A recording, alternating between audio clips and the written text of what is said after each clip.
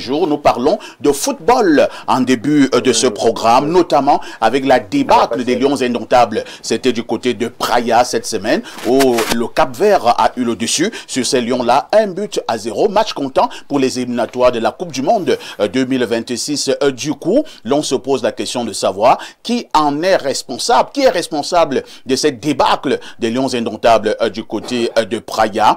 Est-ce le coaching ou alors la FECAFOOT ou encore le ministère des Sports et de l'Éducation physique? Je commence par Fidel Castro. Fidel, votre regard sur ce qui s'est passé à Praia? Je dois avouer que la question est fort intéressante parce que lorsqu'on me pose la question, qu'est-ce qui s'est passé à Praia? Mais tous les Camerounais savent ce qui s'est passé à Praia. Si vous voulez que je vous dise, tous les Camerounais savent ce qui se passe au Cameroun depuis le fameux discours du chef de l'État et depuis l'introduction des hautes instructions. Voyez-vous, lorsque le Cameroun est rentré dans la Coupe du Monde en 2014, avec tout ce qui s'est passé au mondial au Brésil, il y a une commission qui a été mise sur pied par le président de la République. Cette commission était chapeautée par l'actuel ministre des Finances, Louis-Paul Motazé. Elle était chargée d'examiner les problèmes pour sortir le football camerounais, notamment la gestion des Lions indomptables, de toute la cacophonie qui régnait. Au sortir de cela, le président de la République a pris un décret de 2014 portant organisation et fonctionnement des sélections nationales du Cameroun. Ce décret a bel et bien délimité les compétences de chacun, c'est-à-dire les compétences du ministère des Sports et les compétences de la Fédération camerounaise de football. Et à l'époque, il y a eu une réorganisation du ministère des Sports. Parce qu'à cette époque, il y avait une direction qu'on appelait la direction administrative des équipes nationales, où logeait le coordonnateur des sélections nationales. Mais on a ôté ça du ministère des Sports et on a logé ça au sein de la Fédération camerounaise de football. Et dans ce décret, notamment dans l'article 9, le président de la République est clair et concis. La gestion administrative est du domaine de la Fédération camerounaise de football. Le coordonnateur des sélections est nommé et ses pouvoirs sont définis par le président de la Fédération camerounaise de football. Mais voyez-vous, depuis ce fameux discours, au lendemain, vous avez vu, le ministre des Sports dit, le président de la République a donné instruction. Moi, je n'ai pas appris, je passe sous le contrôle des professeurs qui sont ici, le discours présidentiel n'est pas un acte administratif. Si le président de la République voulait que la gestion de l'équipe nationale revienne encore au ministère des Sports, il allait prendre un autre décret pour revenir à ce que lui-même a voulu régler.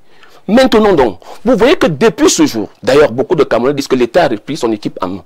Qu'est-ce qui s'est passé après? Non, monsieur Pasteur, ici. Ce n'est pas après que le Cameroun est tombé. Le Cameroun est tombé. Voilà, nous avons trébuché. Le Cameroun est tombé dans ce voyage calamiteux organisé à Johannesburg, où le Cameroun a perdu 2 points précieux. Pourquoi je le dis? Parce qu'il y a eu longtemps une lutte qui s'est passée au Cameroun.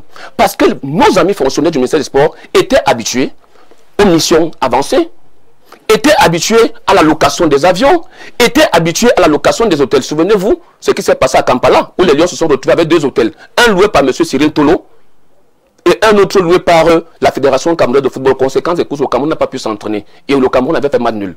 Qu'est-ce qui s'est passé à Johannesburg? D'abord, ils ont loué un avion, je préfère la compagnie, qui a eu un retard. Conséquence des courses, c'est que les Lions sont arrivés, l'aéroport était déjà fermé. Ce qu'on a pu vu depuis 2021, c'est que les joueurs de la sélection nationale du Cameroun étaient assis à même le sol à l'aéroport à Johannesburg. Les joueurs étaient assis à même le sol pendant plus d'1 heure de temps à l'aéroport. Les Brian Bomo sont assis à l'aéroport de Johannesburg simplement parce qu'il y a eu une erreur administrative. Qui a fait ce travail? C'est le ministère des Sports.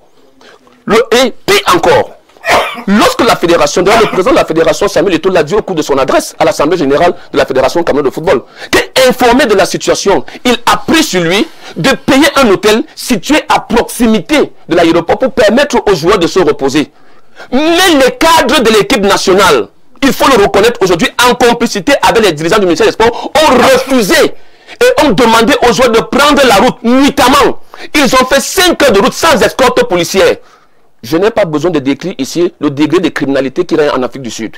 Imaginez-vous un seul instant, si cette bus-là avait connu une attaque. Où en serons-nous aujourd'hui? La conséquence, c'est que le Cameroun, les joueurs sont arrivés au petit matin à 5 h, ils devaient jouer un match à 13 h, ils étaient tous fatigués. L'Eswatini, qui est la femme de tout le monde, a imposé un score vierge au Cameroun. À partir de ce moment, le Cameroun s'est lui-même mis en danger. Malheureusement, comme M. Rigobert l'a dit, il y a qui je demande pardon au nom de tout le peuple camerounais. Parce que ce monsieur, on l'a humilié. Ah bon? Oui. Fafa ici, sur tous les plateaux. Vous demandez pardon à Rigobert Song. À Rigobert Song, parce que sur tous les plateaux de télévision, on nous a dit que Rigobert Song n'était pas un entraîneur. D'ailleurs, on a dit qu'il n'avait jamais eu de diplôme pour s'asseoir sur le banc de tous les lions. Mais les Camerounais ont oublié, d'ailleurs, quand vous dites que le Cameroun a battu le Brésil en Coupe du Monde, c'est nous-mêmes les Camerounais qui disons que le Brésil c'était quoi? Mais mon Dieu, un entraîneur qui va en Coupe du Monde, ils sont très peu. Les Camerounais qui ont séjourné au Cameroun et qui rentrent de la Coupe du Monde avec 4 points, avec une victoire sur le Brésil. Mais on a craché là-dessus. Le Cameroun de Rigobert Song est allé battre l'Algérie à Blida pour nous obtenir la qualification pour la Coupe du Monde. D'ailleurs, jusqu'à aujourd'hui, les Algériens sont traumatisés.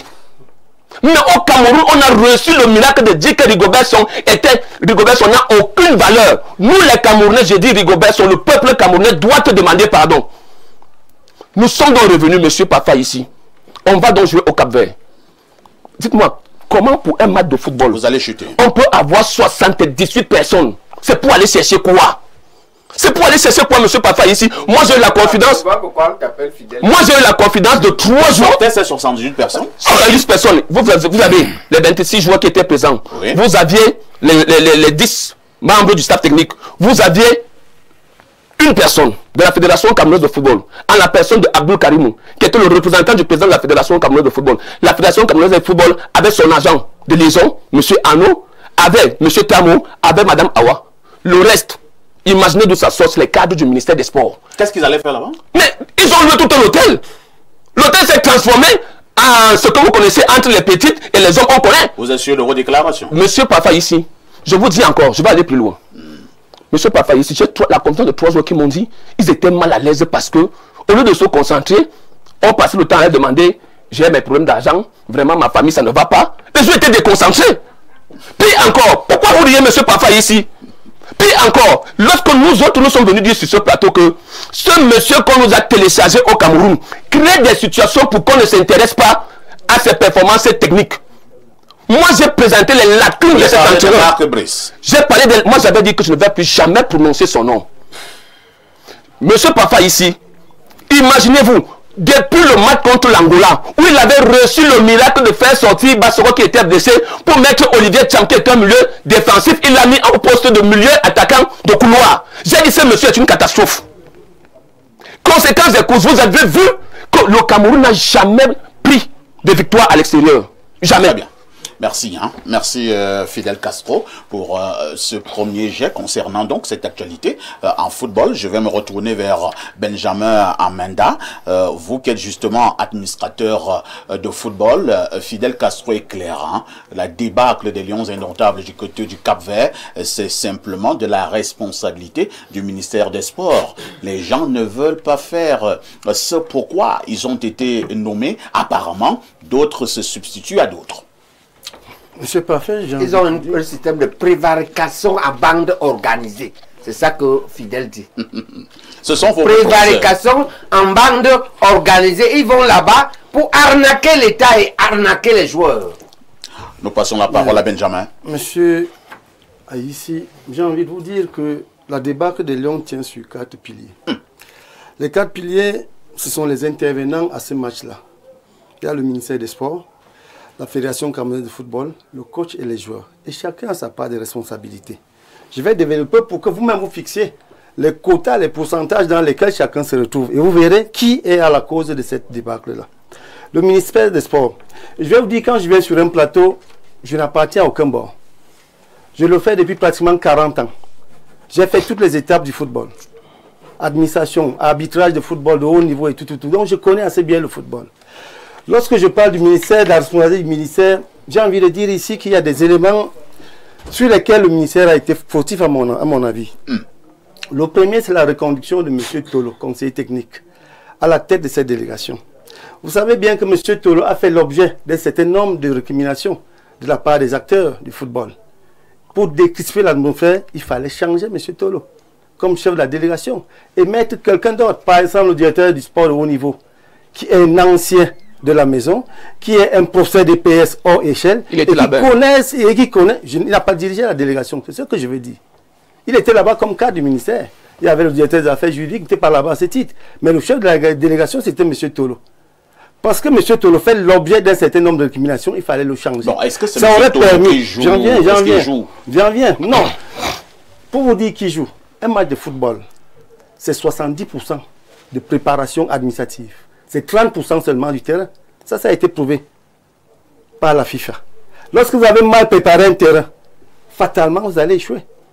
Lorsque la préparation a été mauvaise, comme celle-ci, fatalement, le résultat sera mauvais. Donc, une fois de plus, la responsabilité du ministère des Sports est mise en exergue. Je continue, je vais vous donner le pourcentage dans lequel le ministère est...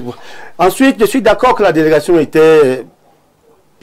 pléthorique. Je suis d'accord, il fallait la diminuer. Non seulement elle était pléthorique, mais elle a fait beaucoup de temps à Praia. Vous ne pouvez pas amener une délégation de supporters passer 5 jours, 4 jours. Qu'est-ce qu'ils font? Des spectateurs, qu'est-ce qu'ils font pendant 4 jours? Sinon, on va duer à faire le tour des hôtels. Deuxième chose, troisième chose, la cohabitation avec l'équipe nationale. De mémoire des sportifs, on n'a jamais fait cohabiter les joueurs dans le même hôtel que les spectateurs. C'est là que ça avait créé en 2010, vous vous rappelez bien, Kameni. Lorsque Kameni, une jeune demoiselle se vantait qu'elle s'est occupée de Kameni pendant toute la nuit. Ah bon? Le lendemain, Kameni s'est mis à prendre des buts. En Afrique du Sud, ça a été dit officiellement. C'est ça qui nous a tués en Afrique du Sud. Quelqu'un l'a dit. Et Kameni a avoué, effectivement, la jeune demoiselle l'a avoué. Donc, moi, j'attribue 20% de cette responsabilité au ministère des Sports. Mais ce n'est pas grave. Ce qui est grave, c'est la responsabilité de la FECAFOOT. Vous savez, lorsqu'on est entraîneur de football, surtout étranger, vous venez dans un pays avec votre assistant. C'est connu de tout le monde. Monsieur La FIFA le sait. La FIFA le sait. Prenez en France, Deschamps ne peut pas sortir si Guy Stéphane n'est pas là. C'est impossible. Prenez en Allemagne, Nagelsmann ne peut pas sortir, ne peut pas aller sur un stade si Benjamin Gluck n'est pas là. C'est impossible. Et cela se fait partout. Imaginez qu'on vous prive de votre matière grise. Mounouga, c'est la matière grise de Bis. C'est le véritable entraîneur, l'assistant.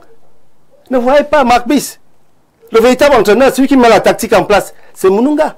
Celui qui fait le classement, c'est Mounouga. Celui qui fait les remplacements, on l'a vu ici, comme les Swatini. Quelqu'un était obligé d'aller appeler Mounouga qui était dans les tribunes. Puis demander au téléphone, on fait comment? On remplace qui, on remplace ça. Mais M. Barbier était handicapé. Et il ne pouvait rien produire. Voilà le véritable problème.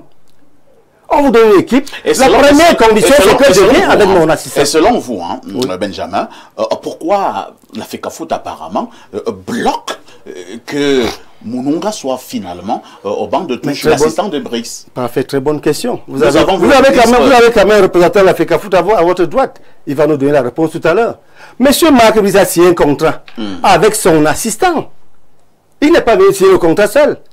La condition, c'était que son assistant soit là. Et c'est d'autant plus, je vais vous dire, l'assistant et le principal, ils ont une complicité.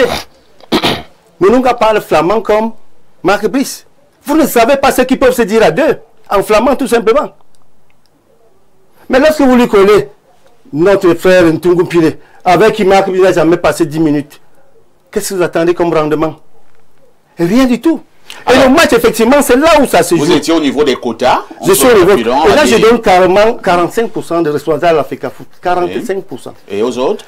Au coach, maintenant, je vais dire une chose. Le coach, on est d'accord. Quand l'absence de sa matière grise, Mounouga, il a fait une mauvaise mise en place.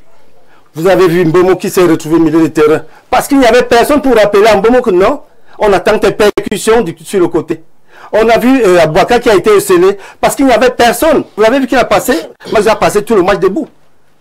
Il était obligé d'être assisté par le préparateur physique qui ne connaît rien de l'entraînement. Il discutait plutôt avec le préparateur manœuvré. Très bien. Maintenant, je donne 15% à l'entraîneur parce que c'est minable ce qui s'est passé. Maintenant, les joueurs ils prennent des responsabilités. Vous savez que nous avons toujours été habités par l'esprit du fighting spirit. Mais est-ce que vous avez vu cet esprit dans ce stade? Vous avez vu quelqu'un a repris son costume de sénateur Zambouanguissa et est redevenu le sénateur qu'il avait été avant. Il était plus défenseur qu'attaquant. Tous les ballons, c'était des passes en retrait. Vous avez eu Mbomo qui a fait le plus mauvais match de sa vie. Certainement, cela me rappelle que, me fait dire qu'à l'hôtel, il y a eu beaucoup de choses. Le gars est devenu tellement faible. Vous pensez par exemple à quelle chose? Ben, il y a tellement de choses qui l'ont épuisé. Je ne sais pas, peut-être qu'il a bu un peu d'alcool, quelque chose de ce genre-là. Bon, il était 7. Mais vous avez vu Mbomo quand même sur ce terrain-là. Focalisé dans l'actualité au niveau des hôtels. Hein. Oui, mais attends, ça a une conséquence directe. Ça manque de concentration. Lorsqu'à tout moment, on vient courir à votre porte, on vient vous dire allons faire ça, vous êtes déconcentré. Vous savez, moi j'ai fait partie de délégation. Il y a un officier de sécurité qui empêche même le président de la fédération d'accéder aux chambres de club. demandé à M. Aoudi, avait empêché Eto'o-Fils d'accéder dans les chambres d'hôtel des joueurs parce qu'ils doivent être concentrés. On leur retire les téléphones, on leur retire les appareils de musique pour qu'ils soient concentrés. Mais ça n'a pas été le cas. Il y a un jeu donne 15%. Et vous comprenez que c'est la FECAFOOT qui est responsable de cet échec. Il faut le dire, sans embâche. On passe la parole au professeur Jean Baebek. Professeur, à un moment donné, certains avaient estimé que M. Samuel Eto'o, président maintenant de la Fédération camerounaise de football, brillait par une forte présence au sein de l'équipe nationale. Nous avons une impression depuis des mois que Eto'o s'est retiré, mais jusque-là, les résultats ne suivent pas. Moi, je ne vais pas trop juger les résultats. Mais ce que je vais... c'est vous-même qui avez dit à l'entame qu'il ne faut pas seulement regarder là où on tombe, il faut regarder là où on glisse. Tout à fait. Et là où on glisse ici, c'est ça qui est politique. C'est en réalité, c'est que c'est la mise en mal de tout le projet politique relatif au sport par le gouvernement. C'est-à-dire dans les 4 composantes qu'a bien déroulé, si brillamment déroulé, M. Amanda, en tant qu'administrateur de sport, il cite la première composante du ministère du sport. Il lui donne 20%. Mais si le ministère du sport était une entité différente, je suis d'accord avec vous. Mais là, ce qu'on appelle la tutelle. La tutelle veut dire quoi? La tutelle veut dire que tu as un cahier de charges conventionnel écrit. Mais tu as beaucoup de charges conventionnelles non écrites, qui parfois peuvent être importantes. Je disais un jour, lorsque on accusait la fille là d'être homosexuelle, la belle joueuse là. Nganamoto. Oui. Comme écoute, comment s'appelait mon ami Bamoun là. Tu prends la fille d'autrui à cet âge, tu l'amènes en Chine 1 an. Après tu l'amènes en machin 1 an. Tu vois que c'est Paul Biya qui vient te dire que ça se passe comment? Ce n'est pas les jeunes femmes. Tu fais comment? Il faut que tu intègres qu'elles doivent rester dans leur pays et elles ont aussi une vie intime. Après ça, quand elles commencent à faire les choses des doigts avec les autres filles, d'accord? Tu t'étonnes. C'est toi qui as causé. Est-ce que Paul Biya doit te dire ça? Tu n'as pas appris ça dans la notabilité, dans le Ngol Bamoun. Au fait, Bagné faisait ça. Quand il envoyait les gens en 55, 56 étudier, lorsqu'il envoyait 10 brillants bacheliers dans la même cuvée, il envoie les jeunes filles aller faire les études d'infirmières qui ont quand même eu le BPC. D'accord? Et quand on a dit que, ben écoute, je ne veux pas qu'ils reviennent ici avec les femmes blanches toutes, pour me disant que les autres ne savent ni lire ni écrire. Donc, il y a des choses comme ça, c'est ça la gouvernance. Et notre problème est donc que lorsque nous gouvernons nos pays, ça le système néocolonial, il ne forme pas les gens. Le parti au pouvoir ne prépare pas les gens. Et les éduque pas idéologiquement. Et dans ce contexte, c'est-à-dire que là, ils sont dans ta logique.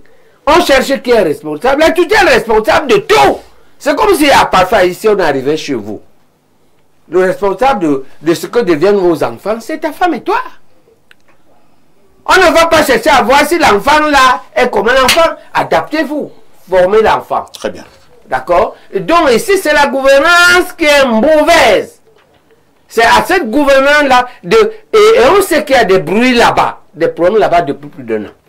À peu près chaque mois, on est ici pour discuter les affaires de que la FECAFOOT et tout. Oui, il faut résoudre le problème. Et si maintenant, on n'est pas capable de résoudre le problème, Biloa, si un milieu est incapable, le parti, prenez le pays entre les mains. Donc, vous voyez également le RDPC dans cet échec? Mais ça n'a pas le pouvoir du RDPC. Le parti et l'État ne sont pas dissociables. Le parti et le gouvernement. C'est le gouvernement de ce parti-là. Ok? C'est lui qui doit briefer ses ministres. Et leur dire qu'on ne peut pas continuer. Moi, Mauré, c'est mon frère. On a fait le même lycée, on a fait la même université. Je ne peux pas venir chez Mauré ici. Mais c'est au parti de dire que de le briefer sur ce qu'on attend de lui. Ce qu'on attend de lui, c'est quoi? Fondamentalement. 1, la paix. 2, la sérénité. 3, les résultats. Si tu n'as pas les 3 là, tu ne peux pas nous dire que tu es un bon ministre. Débrouille-toi. C'est compris. Maintenant, si ça te Faut chuter. dépasse, tu peux venir dire à celui qui t'a nommé que papa, change-moi. Ça me dépasse. Très bien. Professeur... D'accord. Mais on ne peut pas commencer à dire que ici c'est l'entraîneur, ici c'est la FECAFOUR, et il y a un ministre. On a compris. Professeur Bilois, la responsabilité de l'État vient également d'être mise en exergue. Hein. On estime que votre gouvernance, tellement elle a des failles, que même au niveau du sport, et notamment au niveau du football, il y a des sérieux problèmes. Je suppose que c'est un avis que vous partagez. Oui, c'est un avis que je partage. D'accord. Le football fait partie de la gouvernance de tout le pays. Et vous voyez que partout où il y a eu des problèmes, on a souvent trouvé des solutions. Après la Coupe du Monde en Afrique du Sud, qui a été un désastre pour l'équipe de la France, le président de la France a reçu l'équipe nationale. Les Français ont travaillé et après ils ont gagné une Coupe du Monde. Chaque fois que nous allons à une compétition, même quand la compétition se solde par un désastre, on n'a jamais tiré de leçons. On ne tire pas les leçons qui s'imposent.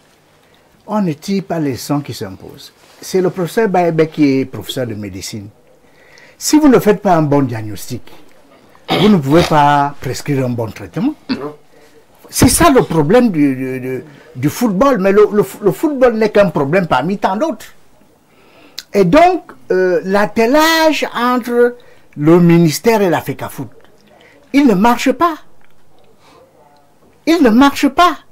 Et par conséquent, le gouvernement doit prendre les décisions qui s'imposent. N'avez-vous pas eu l'impression que de plus en plus, nous assistons à des problèmes d'hommes au niveau de la gestion du football au Cameroun? C'est-à-dire quelqu'un te dira, Eto'o ne s'entend pas avec le ministre, et vice-versa. Mais finalement, ça entre dans quelle stratégie pour gagner un match de football? Non, les hommes doivent être au système, au service de la République. Ce n'est pas la République qui doit être au service des hommes. Par conséquent, s'il y a des problèmes personnels, on peut facilement les régler. En quoi faisant? Mais en prenant les décisions qui s'imposent. Lesquelles? Mais comment lesquelles? L'État a des solutions. Il y a la séparation. C'est-à-dire quand on préfère s'attendre avec un directeur d'hôpital du district, on affecte le médecin directeur du district. On peut aussi affecter plutôt. On peut aussi affecter le préfet, on peut aussi affecter les deux. L'État a des solutions qui sont même classiques. Vous suggérez qu'on enlève le ministre et qu'on enlève aussi... Mais non, on ne veut pas stigmatiser contre quelqu'un ici. Nous voulons trouver des solutions. Moi, c'est mes deux. Un est mon fils, l'autre est mon frère. Je suis mal passé pour prononcer. Ah, nous ne sommes pas dans l'histoire de famille. Hein. Nous voulons trouver des solutions. Non, mais ça, c'est humain. Ça, c'est humain. On peut pas... Tant que vous êtes humain là, nous risquons de ne pas aller en bout du monde. Dans votre affaire de famille. Je suis d'accord. Mais on peut m'enlever, puisque le ministre est plus facile à enlever. Ah bon? Oui, puisque lui, c'est un décret. L'autre est difficile à enlever parce que c'est une élection. Est-ce qu'on comprend là? Je ne dis pas que tel a tort, tel a raison. Je dis seulement, c'est plus facile de dire que moi, je deviens ministre de l'éducation. Papa, ici, ça n'existe pas au Cameroun. Papa, ici, si vous permettez, je vais voler juste une minute au professeur. Oui, allons-y, Fidel Juste Castro. pour dire que je n'ai pas été d'accord avec lorsqu'il a dit que chaque fois qu'on revient, on ne trouve pas de solution. Il y a une solution qui a été trouvée en 2014. Laquelle? Le décret de 2014 a fixé ce que chacun doit faire. Il y a un problème, c'est que le ministre fait ce qu'il ne doit pas faire. Je prends un exemple basique. Et le pauvre, lui dépend aussi d'un autre chef. Sauf que le responsable du gouvernement. Sauf que le responsable. Je prends un exemple basique. Je prends un exemple basique. On vous dit, si l'article là vous dit que celui qui est chargé de nommer le coordonnateur est le président de la Fédération camerounaise de football. Le ministre, lui, il nomme le coordonnateur. Vous ne voyez pas que souvent le désordre vient? On vous dit que celui qui est chargé. C'est quand même écrit noir sur blanc. Noir sur blanc, on vous dit que celui qui est chargé de nommer le kit matériel, c'est le président de la Fédération camerounaise de football. Mais vous vous retrouvez avec des gens qui n'ont aucune qualité, qui deviennent kit matériel. Vous l'avez vu ici au stade. On a vu deux personnes, moi je préfère tel et non. Le président Biya, de changer un seul ministre. C'est ça qui est le problème. Il dit que c'est l'éducation vient ici et moi le lui va à l'éducation. Quel est le problème? On passe la parole à David Ebouta. Docteur, s'il vous plaît. Écoutons les c'est la solution à Ben. Docteur David Ebouta, depuis de longues années, on a la nette impression que nous avons du mal à retrouver la sérénité au niveau de notre équipe nationale. Et par moments, dans ce climat-là, nous avons remporté certains trophées et on a enterré, entre guillemets, la hache de guerre, alors que ce n'était que de l'hypocrisie. Mais le problème, apparemment, il est resté latent. Que faut-il faire? Surtout que, pour l'heure, les chances de qualification directe des Lions indomptables sont compromises. Elles sont quasi nulles, les chances de qualification. Et ce serait regrettable que pour une première fois, que le monde entier va organiser une Coupe du Monde à 48. À 48 pays, pour une première fois que le Cameroun n'y soit pas. Ce serait dommage. Et c'est pour cela que j'ai écouté avec beaucoup de peine mon aîné Almeida tout à l'heure qui disait que la FECAFOOT était responsable à 45%, que non. Quand on a écouté le brillant exposé de Fidel Castro, le décret de 2014 avait été clair. La gestion sportive, technique et administrative revient essentiellement à la Fédération camerounaise de football. C'est écrit en noir et blanc. Et donc on a plutôt l'impression que le ministère des Sports a décidé de se substituer à la Fédération camerounaise de football. Donc, à la suite de ce que Almeida disait, je vois plutôt une responsabilité à trois. En fait, je vois davantage un échelle de responsabilité à trois niveaux. Et la première échelle, de mon point de vue, incombe uniquement et de façon incidente au ministère des Sports. Et pourquoi? Je ne vais pas revenir sur tout ce que Fidel a dit tout à l'heure. Vous savez qu'aujourd'hui, en fait, en ce qui concerne ce match, qui est le prétexte à notre débat, celui qui vient de nous clouer, celui de Praia, vous savez que c'est presque le ministère des Sports qui a arraché l'organisation au ministère des Sports, à la Fédération camerounaise de football. C'est-à-dire que la Fédération camerounaise de football, qui prenait en charge le côté technique et sportif, a été mis de côté. Vous savez, par exemple, quand il parlait d'une délégation pléthorique de près de 78 membres, de près de 80 membres, et ça, c'est paru dans le communiqué de la fédération de Cap-Vert, qui l'a dit, comme pour le dénoncer. Vous savez près de 80 personnes. Non, nous avons suivi les reporters qui étaient de ce côté. On nous a dit qu'il y avait des marabouts. Ah bon? Oui. Les reporters, les images sont là. On nous a dit qu'il y avait des... C'est quoi le rôle du marabout je ne sais pas, je n'en sais trop rien. Je n'en sais trop rien. D'aucuns parleraient de préparateur psychologique. Je n'en sais trop rien. Sous d'autres cieux. Et à côté... Les gens y croient. Les gens y croient, certainement. Il faut le faire. Et ce qui a créé une incidence économique, vous savez que le budget initialement conçu pour cette affaire-là était de 230 millions. Hein? On s'est retrouvé à rallonger ce budget parce qu'il fallait satisfaire justement ce beau monde qui s'est retrouvé à Praia, presque en villégiature. Ça, vraiment, c'est de la responsabilité du ministère des Sports, qui se substitue là, comme je l'ai rappelé tantôt, à la Fédération camerounaise de football qui s'est mise de côté. Et d'ailleurs, je vais vous faire remarquer que depuis que le ministère des Sports a pris sur lui de gérer directement en décaissant les fonds, en payant tout ce qui est lié à ce type de voyage-là, vous ne voyez plus les budgets fuiter. C'est bizarre, hein, mon ami Castro de la Fédération camerounaise de football. Quand c'est M. Eto'o qui gérait directement, on voyait les budgets, les projets de budget fuiter. Et aujourd'hui, on se rend compte que tout se passe dans le plus silence des morts. Le deuxième niveau de responsabilité est celui qui incombe essentiellement à l'entraîneur, à l'encadrement technique. Je suis d'accord avec ceux qui disent que les victoires contre des équipes moyennes ont masqué le véritable niveau de cet ovni, de ce policier, qu'on a placé à la tête du Cameroun. Nous parlons quand même du Cameroun. Nous parlons du Cameroun, où effectivement, quand on se retrouve à l'étranger, on peut vous identifier par rapport à l'équipe nationale de votre pays. Moi, j'ai vu M. Eto'o créer un embouteillage terrible en plein centre-ville de Milan, il y a encore quelques semaines. Donc, quand on dit Cameroun, on ne peut pas imaginer que quelqu'un dont personne ne connaissait le nom, M. Marc Brice, en soit arrivé à être pistonné à la tête d'une équipe comme celle-là et avec les résultats que l'on connaît aujourd'hui. C'est les causes lointaines. Je continue, je finis, M. Parfait, ici. Et vous savez, à la suite de ce match, de cette rencontre, j'ai écouté beaucoup de choses qui se sont dites. J'ai écouté des analystes sportifs d'autres pays qui analysaient ce match en direct. On nous a parlé d'une cause qui pourrait être liée au synthétique, hein, sur lequel on est allé jouer à Praia. Mais il me semble que nous avons du synthétique en Bankomo, n'est-ce pas? Pourquoi hein, on est parti alors qu'on aurait pu capitaliser 1 ou 2 jours ici pour exploiter le synthétique en Bankomo? Pourquoi Pourquoi au lendemain de la victoire qui nous a plongé dans l'euphorie, ici à Yaoundé, on a dû donner, je crois, un quartier libre dans le joueur, sous la demande, et ça c'est connu, sous la demande de certains joueurs, Alessandre d'Aboubacar, Vincent et Donana. Et là, j'embraye directement sur la troisième responsabilité, qui est celle des joueurs, et notamment ces deux que je viens de citer aujourd'hui, qui, dont, comme tout le monde le sait, et notamment ceux des envoyés spéciaux qu'on a écoutés, qui sont allés de ce côté, sont aujourd'hui au cœur de tous les désordres qu'on a eu là-bas. Ah bon? Oui, monsieur Parfa, ici, nous avons suivi de près ce qui s'est passé de ce côté.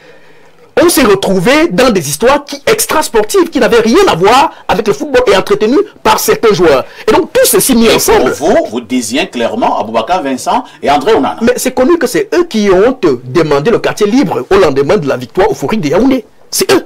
Ça, c'est connu. Et ce que je veux donc sortir en disant, quand on a décrit tout cela, je reviens, c'est une question peut-être rhétorique, à la suite de ce que mon frère Almeida disait, à quel niveau on peut situer la responsabilité de la Fédération camerounaise de football? On ne voit pas. On comprend alors qu'aujourd'hui, il y a manifestement, n'est-ce pas, des gens qui ont entrepris de saboter le mandat du président de la Fédération camerounaise de football à travers tout ce que l'on voit aujourd'hui. Parce que, vous imaginez bien l'incidence socio-économique. Quand je parle de socio-économique, je pèse mes mots. Je laisse le côté sportif que nous aurons si simplement nous n'allons pas à la Coupe du Monde. Je vous rappelle que le fait d'être simplement qualifié à la Coupe du Monde permet à la fédération d'exister pendant 4 ans. En termes de paiement de salaire, c'est plusieurs milliards. Avec quoi on va continuer à payer ces pères de famille qui travaillent à la Fédération camerounaise de football? Est-ce que le ministère peut être heureux aujourd'hui de ce qu'il vient de faire pour priver le Cameroun de ce qui est constitué comme l'arbre qui cache la forêt? Les Lions indomptables. Nous sommes d'accord qu'on enlève le ministre du sport. Non, on n'a pas fait un sondage ici. Hein. On n'a pas fait un sondage ici où les gens sont d'accord qu'on enlève le ministre du sport. Voilà. Alors, non, on va passer la parole à Limbi Lobé qui n'a encore rien dit sur ce sujet. Et Limbi Lobé, comme nous avons l'habitude de partager ces plateaux, je sais que vous n'aimez pas beaucoup parler du football, mais vous allez souffrir à de coller en commentaire ce dimanche. À votre niveau, que devons-nous faire pour que la sérénité revienne au niveau de notre équipe nationale? Il faut être autant tolérant pour les affaires de football que pour les affaires politiques. Voilà un pays qui est mal gouverné, mais tous ceux qui sont très impliqués dans ces affaires, ils ont une forme de tolérance extraordinaire à l'endroit de la mauvaise gouvernance. Puis ils sont particulièrement critiques dans les affaires de sport. La semaine passée, on a parlé de ça. Tout à fait. C'est ici que j'ai appris que sur 13 matchs, Marc Brice a gagné 8. Tout à fait. C'est ça? Avec 5 matchs nuls. Avec 5 matchs nuls. Tout à fait. Et on a dit qu'il est le pire, il faut l'enlever. Mais il a gagné 8 matchs sur 13.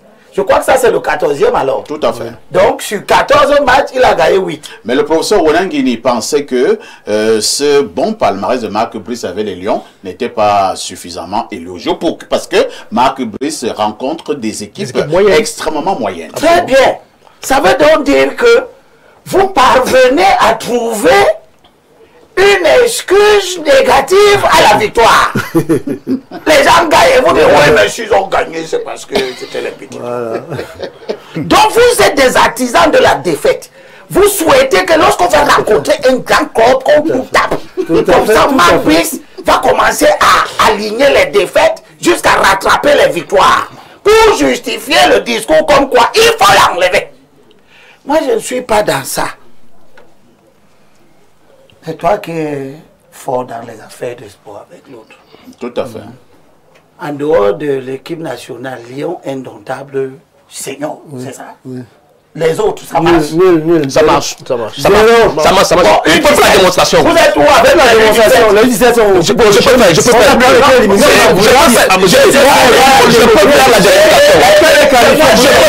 Je peux faire la démonstration. Alors, je sélectionne par sélection. Chez les dames, les U17 sont qualifiés. Il faut la congé du monde que ça marche. Ça marche. Chez les filles, ça marche. Les filles catégorie par catégorie, monsieur Benjamin Mbenda. Oui, on va passer la parole. Allons-y. D'accord. Je commence par les dames. Chez les dames,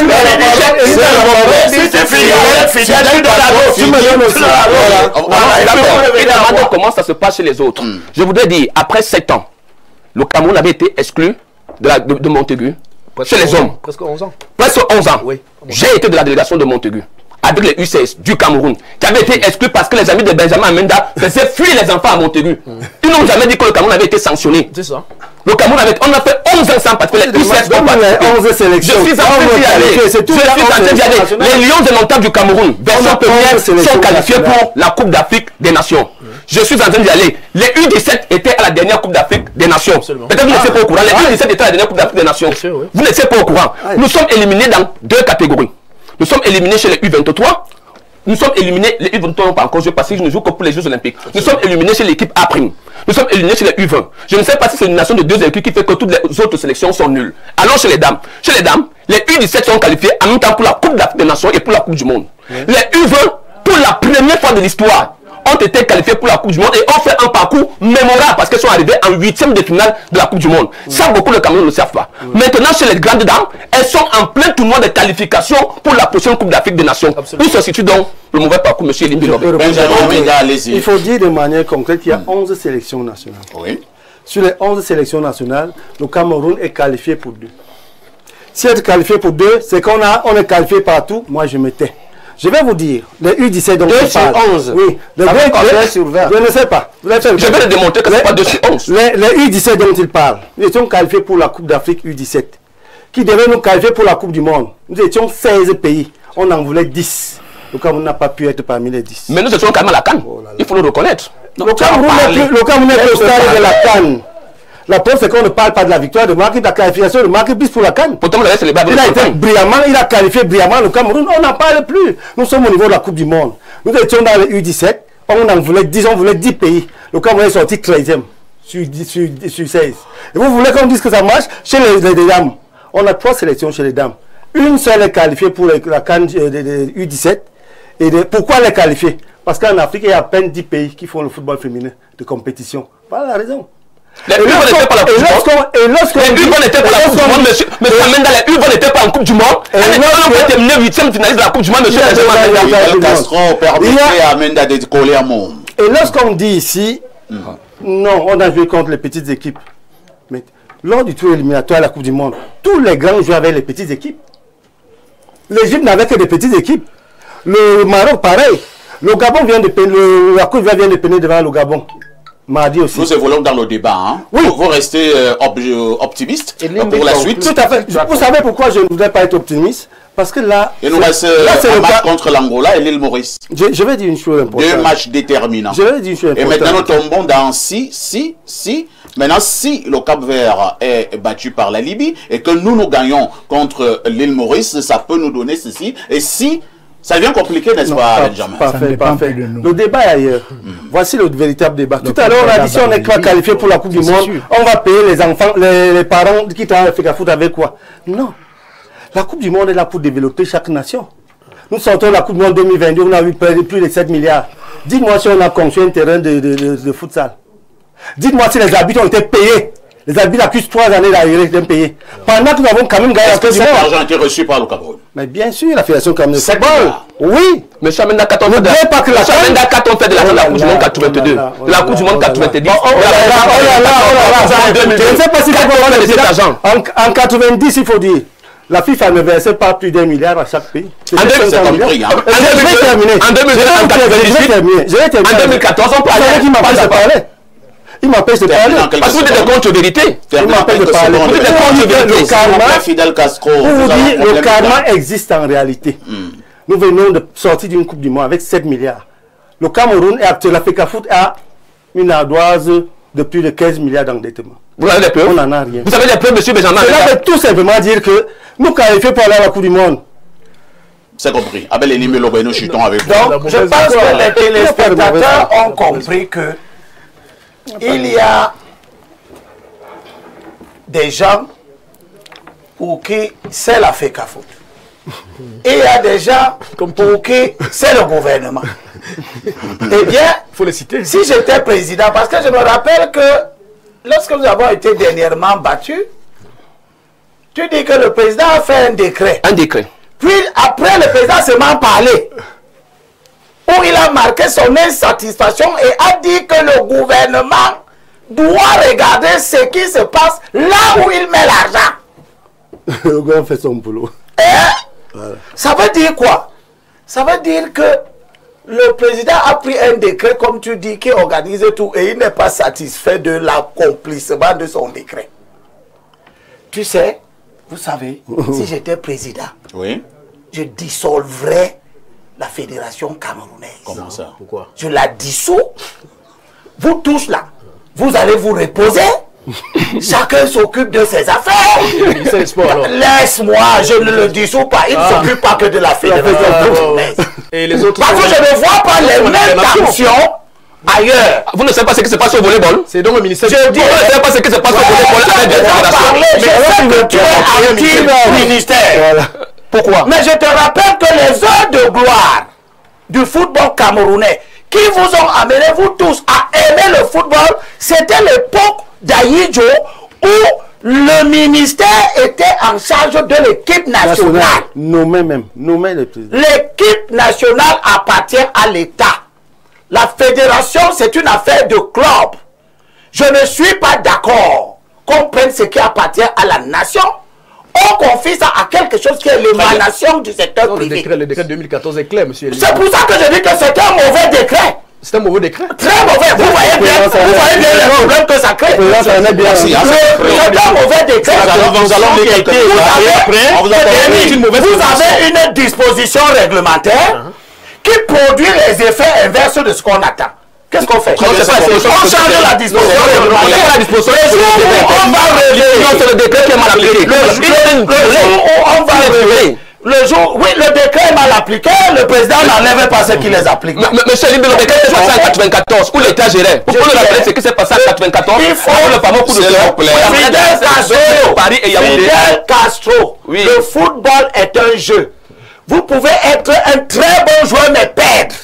C'est compris. Nous Le avons Cameroun peut être une très grande équipe et perdre. Vous avez compris. Il a perdu un match.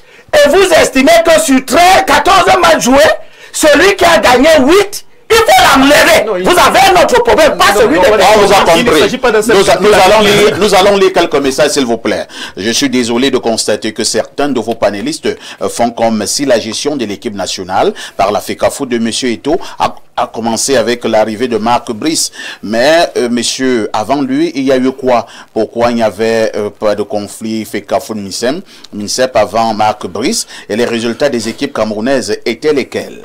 Un autre message, hein? Bonjour parfait ici. S'il vous plaît, dites à Fidèle que votre plateau est un plateau sérieux. Comme il a l'habitude d'aller sur les plateaux. Non, pas d'insulte ici, hein? Ici, on ne promeut pas l'insulte. Et je saute. Bonjour à tous sur le plateau. C'est dimanche. Je suis franchement déçu par les analyses de M. Amenda. Son côté partisan et nombriliste est visible et devrait faire honte à notre football. La seule chose qui puisse rendre leur lucidité à M. Amenda et ses amis, c'est que Samuel Eto'o ouvre les robinets de vol qu'il a totalement fermés à son arrivée à la FECAFOOT. C'est Félix à Yaoundé qui envoie ce message. Allons 241, c'est un message du Gabon. Bon dimanche aux invités. La FECAFOOT doit appliquer, respecter les hautes instructions de la présidence. Monsieur Eto'o doit laisser les égaux devant le ministre. C'est Josué Atangana. Un message qui nous vient du 213, c'est un message de l'Algérie. Bonjour à tout le plateau et aux prestigieux invités. Je suis très touché et impressionné par la hargne et le hemlé que Fidel Castro met pour parler du football qui n'apporte absolument rien de grand et de bon pour le Cameroun. J'attends qu'on mette ce même hemlé pour demander la justice sociale, l'eau, l'électricité et les hôpitaux au Cameroun. Monsieur Limbe Lobé, ça fait exactement 10 ans que vous avez démissionné du SDF. Pourquoi en 10 ans, vous n'avez pas pu créer votre propre parti? Parce que je ne veux pas, il y a 400 partis. Comme je n'ai pas créé, qu'il entre dans les 372 partis. Moi, je ne crée pas de parti politique. Je suis capable de travailler avec les autres. Je constate qu'il y a une mode au Cameroun. Des gens incapables de travailler avec les autres. Chacun crée son parti. Je ne serai pas dans le camp de ceux nous prenons ce message qui nous vient du plus 7. Il s'agit de la Russie. Bonjour parfait ici. Je suis d'accord avec Limbi. Il faut dissoudre la FECAFOOT. C'est Junior depuis la Russie qui envoie ce message. Allons au plus 34. C'est un message qui nous vient de l'Espagne. Bonjour à vous sur le plateau. Parfait. Dis à Limbi Lobé que la télé est un moyen d'information et de formation et qu'il cesse de raconter des choses qui ne tiennent pas. On n'évalue pas le décret, mais on cherche une solution au problème de notre football. C'est Landry qui envoie ces messages. Et si c'est le décret qui est mal monté? Je repars du côté de la Russie, où un autre message nous arrive. Bonjour, libre expression, belle émission. Toi, le plus grand modérateur de tous les temps, reçois mon bonjour. Abel Elimbi Lobé a dit il y a une semaine que Marc Brice faisait de très beaux enfants. Maintenant, nous allons boire à la gloire de Marc Brice. Ils diront que l'adjoint n'était pas sur le banc de touche, mais il y avait des beaux enfants. Comment comprendre que certains lions indomptables avaient boycotté la CAN de Rigobert-Song pour donner une raison à la destruction de Song? Aujourd'hui, ils diront qu'à cause de Mununga, les lions ont perdu, mais lorsqu'on buvait à la gloire de Marc Brice, Mununga était sur le banc. Prenons cette autre préoccupation. Il s'agit du plus 1 240. C'est un message qui nous vient des États-Unis. Bonjour le sac de modérateur. Fidel Castro peut-il nous dire en quelle qualité il voyage avec les Lions? C'est honoré des États-Unis. En tant que team manager de UCS, prenez l'information. Fidel Castro a donc répondu. Nous prenons ces messages qui nous viennent du plus 49. C'est la fédération S'il ou le vous plaît. gouvernement? Il s'agit d'un message qui vient de l'Allemagne. Monsieur Elimbi, dans vos analyses, on voit aussi de quel côté vous êtes. Je suis du côté que l'équipe nationale appartient à l'État. C'est une affaire de ministère. Allez jouer, allez, vous êtes dans la fédération, allez nous organiser le championnat, qu'il soit bon, que les clubs gagnent, qu'ils aillent gagner à l'étranger dans des compétitions de clubs. Nous prenons cette dernière préoccupation, c'est un message qui nous vient du plus 44, il s'agit de l'Angleterre. Bonjour le docteur du micro, le papa du micro, l'ongambé des médias, la perfection du modérateur. Dites au papa du ministère que le football n'a jamais développé une nation. Tout à fait. Et nous marquons une touche pause. Il se trompe, on peut lui donner des chiffres. Non.